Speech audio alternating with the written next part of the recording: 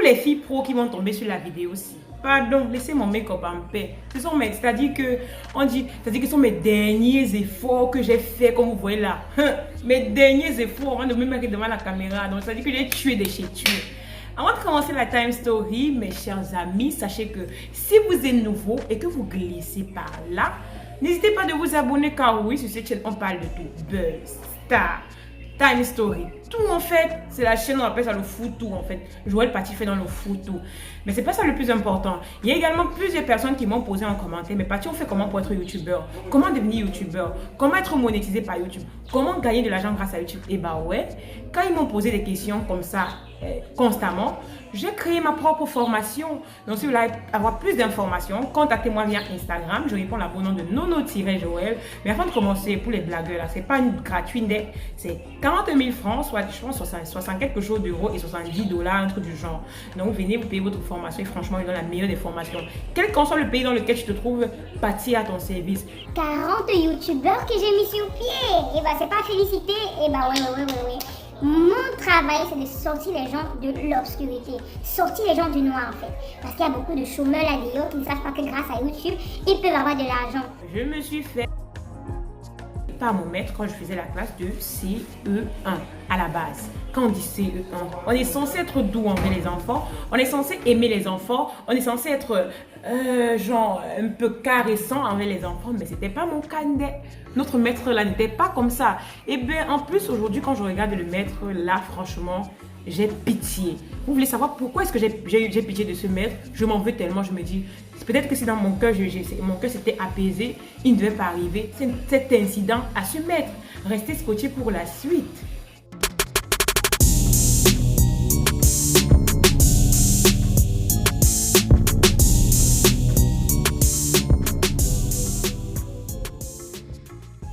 Voilà, bienvenue sur ma chaîne YouTube. Si tu es nouveau, tu attends quoi pour t'abonner? Mais abonne-toi. Si tu n'es pas abonné ici, tu es abonné où? Je ne sais pas. Comme je disais tout à l'heure, je me suis fait l'oreille par mon maître en classe de CE1. Je faisais la classe de CE1 dans une école primaire de la place. Je ne vais pas citer les noms de l'école parce que franchement, c'est une très bonne école. Tous les enfants de ma mère sont passés par cette école et puis à l'heure d'aujourd'hui, on a réussi dans nos études. Donc, l'école aussi compte beaucoup. Choisissez la bonne école pour mettre vos enfants. Donc, comme je disais tantôt, notre maîtresse était en congé de maternité et on a dû nous envoyer dans la classe du maître. Et le maître, en principe, on savait que c'était un maître hyper sévère. Il était sévère. Pourquoi? Parce que ses punitions étaient du genre, quand tu es un garçon et que tu rates la question, tu as été obligé de porter un banc, un enfant de CE1, tu es obligé de porter un banc pendant, je dirais, à peu près 1 ou 2 minutes sans déposer. Si tu déposais, ça devait être la balance. Vous savez ce qu'on appelle la balance? On te balance et puis on te fouette. Et personne ne voulait donc avoir affaire à ça. Donc, moi maintenant, je n'ai pas une bonne main d'écriture. Est-ce que vous savez pourquoi déjà? Parce que quand j'étais à l'école, j'avais tout l'esprit de compétition. Je voulais toujours faire la course. À chaque fois que je voulais toujours faire la course, je voulais être la première. Quand la maîtresse dit maman est allée à l'école, j'ai fini. Je voulais toujours être la première à faire cela. Et voilà ça que j'ai eu une mauvaise main d'écriture à cause de cela. Et maintenant, la classe était tellement pleine. On était environ 4 par banc. Parce qu'en principe, dans cette école, on était 2 par banc quand la maîtresse n'était pas là. Mais maintenant, on était obligé d'être 4 par banc parce que la maîtresse était en congé de maternité. Et puis moi, j'étais au fond. On m'a mis au fond. Mais comme je ne voyais pas, j'avais déjà les problèmes Dieu, j'étais obligée d'aller devant pour copier. Et puis le maître, pendant qu'on copie, ne nous laisse pas. Et même en copiant le coup, il ne peut pas nous laisser en paix, ce maître. Il était obligé de nous... C'était un vendredi, je ne vais jamais oublier. Il était toujours obligé de nous poser les questions. Et bien, il me pose la question, je vais vous montrer la cicatrice. Je vais vous montrer, je ne sais pas si vous voyez, je vais vous mettre une photo.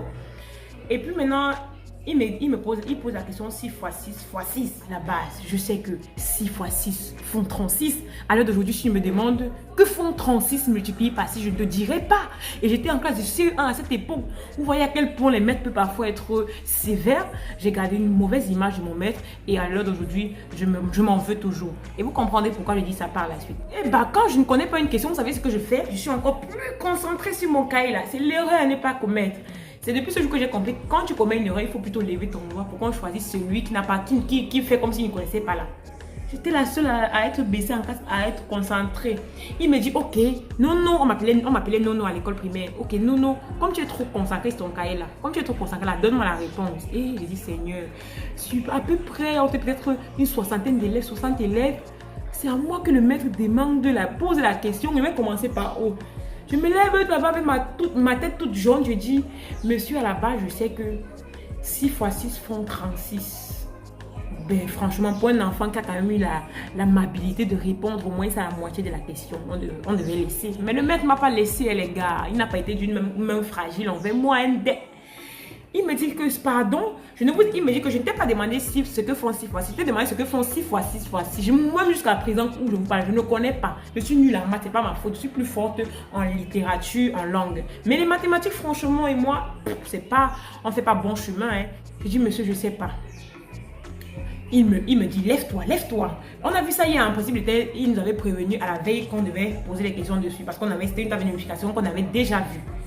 Je dis, il me lève, il arrête mon oreille, il tourne mon oreille, il me porte avec mon oreille. Franchement, mes oreilles étaient en feu. Je peux le dire ainsi. Donc, quand il m'a laissé mon oreille, c'est-à-dire que mes deux oreilles chauffaient franchement. Et puis, moi, je suis une fille très, très orgueilleuse. Je ne pleure pas devant les gens facilement. Hein. Depuis des années là. Je ne pleure pas s'il y a quelque chose à faire. Je t'insulte après, je n'ai pas pleuré dans mes comédies. Je ne pleure pas facilement devant les gens. Et puis, dès qu'il a fini ma laissé, j'ai continué à copier mon cahier. J'ai une amie qui s'appelle Sophie. À l'heure d'aujourd'hui, elle a fait un garçon. C'est elle qui m'interpelle. Elle me dit, Pati, il y a le... Je regarde mon épaule. Je vois effectivement les gouttes. Elle me dit, il y a des taches de... Je regarde mon épaule. Je vois effectivement qu'il y avait cette tache-là sur ma tenue. Je touche mon oreille, je vois que mon oreille était complètement... Attends, quand je suis assise, attends que je me rappelle, j'étais assise comme ça. C'est mon oreille, je pense que c'est mon oreille ci. C'est mon oreille ci. Je pense que j'étais assise comme ça, je regarde ma tenue, je vois des taches dessus et puis je me dis, ah, c'est pas possible. Au fond de moi, vous savez que j'étais un peu fière au fond de moi parce que ce maître-là, franchement, il faisait des choses sans raison.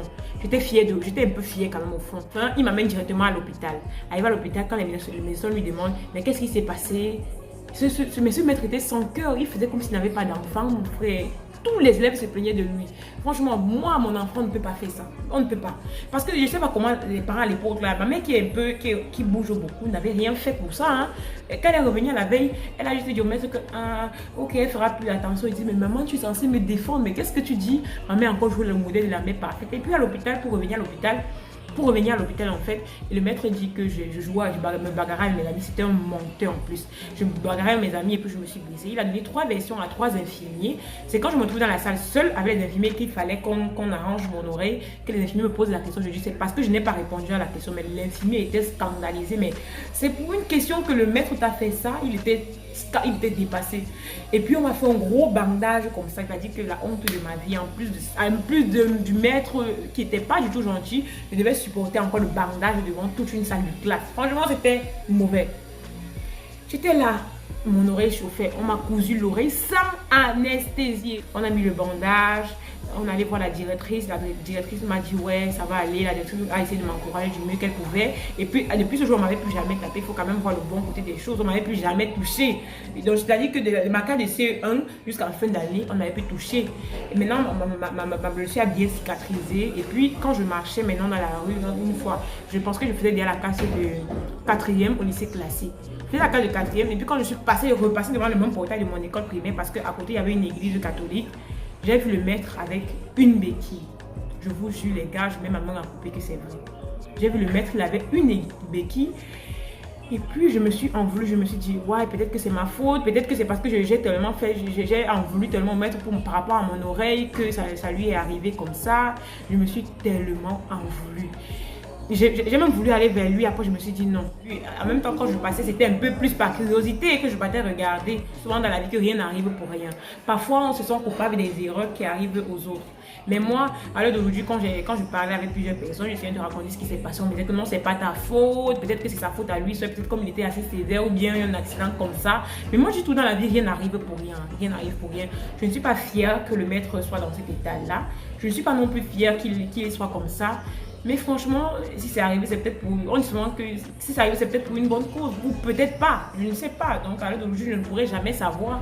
Mais ça, au fond de moi, je lui en voulais toujours parce que mon oreille...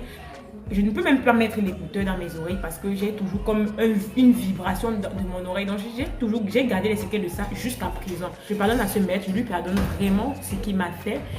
Je lui pardonne vraiment ce qu'il m'a fait. Je ne souhaite pas que ça arrive à une personne, mais franchement, ayez un regard sur vos enfants. Quand vous partez à l'école déposer votre enfant, parce que moi j'ai un fils, quand je vais le déposer là, je vais dire attention à mon fils, c'est pas facile d'abord de faire un enfant. Si j'avais perdu mon oreille, si mon oreille s'était complètement arrachée, qui devait perdre? Moi, pas le maître. Ou alors toi, en tant que parent, tu devais perdre, pas ton enfant. Donc, c'était ça ma time story d'aujourd'hui. Dites-moi ce que vous en pensez en commentaire. Est-ce que le pied du maître, est-ce que l'état dans lequel mon maître se trouvait, c'était ma faute ou pas? Ou bien c'était parce que c'était une somme de fautes accumulées? J'aimerais vraiment savoir. Voilà, c'était tout pour aujourd'hui. On se retrouve à une prochaine pour une nouvelle.